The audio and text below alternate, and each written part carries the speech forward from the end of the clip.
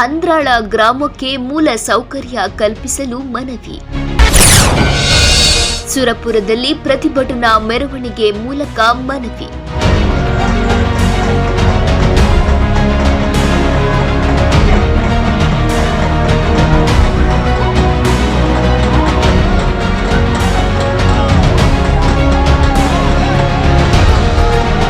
ತಮ್ಮ ಗ್ರಾಮದಲ್ಲಿ ಸೂಕ್ತ ಮೂಲಭೂತ ಸೌಕರ್ಯ ಕಲ್ಪಿಸುವಂತೆ ಆಗ್ರಹಿಸಿದರು ಗ್ರಾಮಸ್ಥರು. ಪ್ರತಿಭಟನಾ ಮೆರವಣಿಗೆ ಮೂಲಕ ಅಹವಾಲು ಸಲ್ಲಿಸಿದ ಜನರು. ಎಸ್ ವೀಕ್ಷಕರೇ, ಇದೆಲ್ಲ ಕಂಡು ಬಂದಿದ್ದು ಸುರಪುರದಲ್ಲಿ.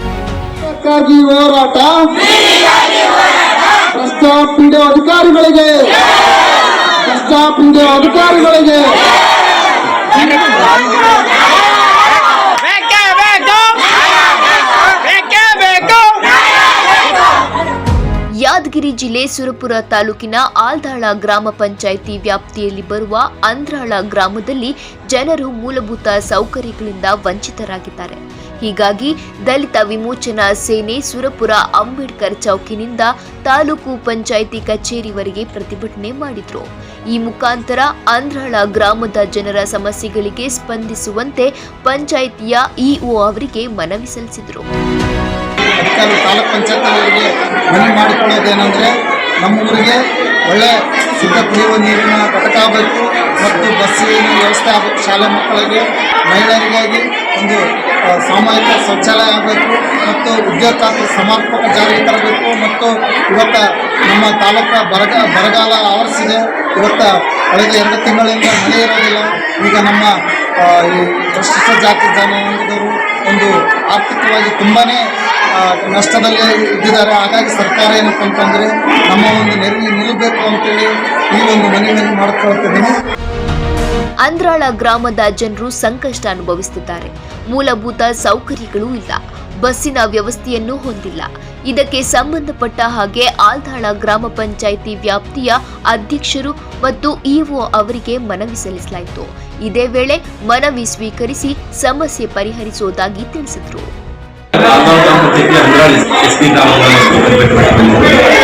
ಅವರು ಒಂದು 3 ದಿನದಿಂದ ಅಲ್ಲಿ ಕುಡಿಯುವ ನೀರಿನ ಸಮಸ್ಯೆ ಇರತಕ್ಕಂಥ ವಿಷಯ ನನ್ನ ಗಮನಕ್ಕೆ ತಂದಿದ್ರು.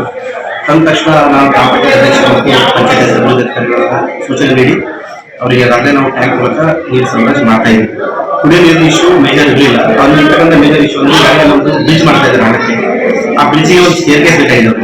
ಅದು ಮೈನರ್ ಇರಿಗೇಷನ್ ಡಿಪಾರ್ಟ್ಮೆಂಟ್ ಇಂದ ಬ್ರಿಡ್ಜ್ ಮಾಡ್ತಿರ್ತಾರೆ. ಅದಕ್ಕೊಂದು ಸ್ಟೇರ್ಕೇಸ್ ಮಾಡೋದಕ್ಕೆ ಈಗಾಗಲೇ ನಾವು ಸಂಬಂಧಪಟ್ಟಂತಹ ಇಂಜಿನಿಯರ್ ಅವರ ಜೊತೆ ಮಾತಾಡಿ ತಿಳಿಸಿದ್ದೀವಿ. ಕಾಂಟ್ಯಾಕ್ಟ್ ಅಂತ ಹೇಳಿದ್ರು. ಅದ್ರ ಜೊತೆಗೆ ಅಲ್ಲಿ ಮಕ್ಕಳು ಹೈಯರ್ ಎಜುಕೇಶನ್ ಕಲಿಯೋದಕ್ಕೆ ಬೇರೆ ಬೇರೆ ಊರಲ್ಲಿ ಹೋಗ್ತಾ ಇದ್ದಾರೆ. ಬಸ್ ಸ್ಟಾಪ್ ಇಲ್ಲ ಅಂತಕ್ಕಂಥ ಸಮಸ್ಯೆ ಇದೆ. ಈಗಾಗಲೇ ಸದರಿ ವಿಷಯವನ್ನು ಬಸ್ ಡಿಪೋ ಮ್ಯಾನೇಜರ್ ಇಂಡಿಯಾ ಜೊತೆ ಮಾತಾಡ್ಕೊಂಡು ಮತ್ತು ಅವರು ಡಿ ಸಿ ಜೊತೆ ಮಾತಾಡಿ ಆ ಸಮಸ್ಯೆ ತಂದಿದ್ದೀವಿ. ಅದ್ರ ಜೊತೆಯಲ್ಲಿ ಅವರು ಗ್ರಾಮಸ್ಥರ ಹಳ್ಳ ನೀರು ಕೊಡ್ತಕ್ಕಂಥ ಒಂದು ವಿಷಯವನ್ನು ಕೂಡ ನಮ್ಗೆ ಬಂದಿತ್ತು. ಈಗಾಗಲೇ ಹಳ್ಳ ನೀರು ಸ್ಟಾಪ್ ಮಾಡಿ ಯಾರು ಕೂಡ ಹಳ್ಳ ನೀರು ಕೊಡಬೇಕು ಅನ್ನತಕ್ಕಂಥ ಒಂದು ವ್ಯಾಪಕ ಪ್ರಚಾರ ಅದು ಕೂಡ ಮುಗಿಸಿದೆ. ಯಾಕಂದರೆ ಡೆಂಗು, ಮಲೇರಿಯಾ, ಚಿಕನ್ ಈ ಮಳೆಗಾಲದಲ್ಲಿ ಕಾರಣದಂತ ಕಾಯಿಲೆ.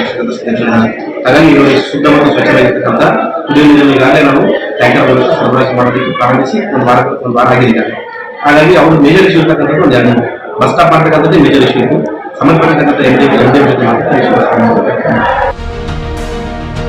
ಒಟ್ನಲ್ಲಿ ನಗರ ಪ್ರದೇಶಕ್ಕೆ ಸಮೀಪವಿದ್ರೂ ಗ್ರಾಮಸ್ಥರಿಗೆ ಸೌಲಭ್ಯಗಳು ಮರೀಚಿಕೆಯಾಗ್ತಿವೆ. ಇನ್ನಾದರೂ ಅಧಿಕಾರಿಗಳು ಗಮನ ವಹಿಸಬೇಕು ಅಂತಿದ್ದಾರೆ ಗ್ರಾಮಸ್ಥರು. ಈಗಾಗಲೇ ಸುಬ್ರಹ್ಮಣ್ಯ ಇಂಜಿನಿಯರ್ ವರೆಗೂ ಮಾಹಿತಿ ಇದೆ. ಅದನ್ನು ಸರ್ವೆ ಮಾಡಿ ರಿಪೋರ್ಟ್ ಮಾಡಕ್ಕೆ ಹೇಳಿದ್ದಾರೆ. ತಕ್ಷಣ ಒಂದು ವಾರದಲ್ಲಿ ಸರ್ವೆ ಮಾಡಿ ರಿಪೋರ್ಟ್ ಮಾಡ್ತಾರೆ. ಆ ರಿಪೋರ್ಟ್ ಪ್ರಕಾರ ತಮಗೇನಿದೆ ಹಳ್ಳದ ಮೂಲಕ ಮತ್ತು ಬೋರ್ವೆಲ್ ಸೋರ್ಸ್ 2 ಮೂಲಕ ಕೂಡ ತಮ್ಮ ಗ್ರಾಮಕ್ಕೆ ನೀರಿನ ಸರಬರಾಜನ್ನ ಮಾಡ್ತಾರೆ. ಅದಾದ ನಂತರ ಈಗ ತಮ್ಮ ಹತ್ರ ಒಂದು ಡ್ಯಾರೋ ಪ್ಲಾಂಟ್ ಇದೆ. ಅದು ಸುಸ್ಥಿತಿಯಲ್ಲಿ ಇರತಕ್ಕಂಥ ಮಾಹಿತಿ ಕೂಡ ನಮಗಿದೆ. ಅದಕ್ಕೊಂದು ಸೋರ್ಸ್ ಬೇಕಾಗಿದೆ, ವಾಟರ್ ಸೋರ್ಸ್. ಈಗಾಗಲೇ ತಮ್ಮ ಟ್ಯಾಂಕ್ ಮೂಲಕ ನೀರು ಸರಬರಾಜು ಮಾಡ್ತಾ ಇದೀವಿ. ಹಳ್ಳ ನೀರು ಕೊಡೋಕೆ ಸಾಧ್ಯ ಇಲ್ಲ. ಹಾಗಾಗಿ ಅದು ನಮಗೆ ಸದ್ಯಕ್ಕೆ ಚಾಲನೆ ಮಾಡೋ ಸ್ಥಿತಿಯಲ್ಲಿ ನಾವಿಲ್ಲ. ಈಗೇನು ನಾವು ಈ ಬೋರ್ವೆಲ್ ಅಥವಾ ಹಳ್ಳದ ಮೂಲಕ ಏನು ಫಿಲ್ಟರ್ ಮಾಡಿ ನೀರು ಕೊಡ್ತೀವಲ್ಲ, ಆ ಸಂದರ್ಭದಲ್ಲಿ ನಾವು ಆ ಒಂದು ನಿಮ್ಮ ಡ್ಯಾರೋ ಪ್ಲಾಂಟ್ ಕೂಡ ನೀರು ಕನೆಕ್ಷನ್ ಕೊಟ್ಟು ಡ್ಯಾರೋ ಪ್ಲಾಂಟ್ ಕೂಡ ಪ್ರಾರಂಭ ಮಾಡ್ತೀವಿ.